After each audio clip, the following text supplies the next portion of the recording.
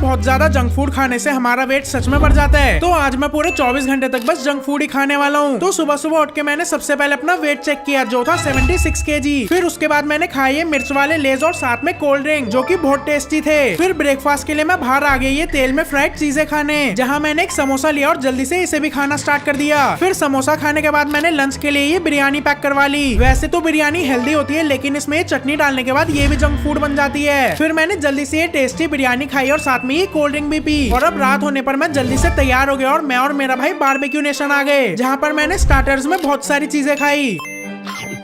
फिर main course में भी बहुत सारी चीजें खाई और लास्ट में डेजर्ट खा के मेरा पेट फुल हो गया। एंड भाई घर आके मैंने वेट चेक करा तो वो लिटरली 76 से 80 kg हो गया।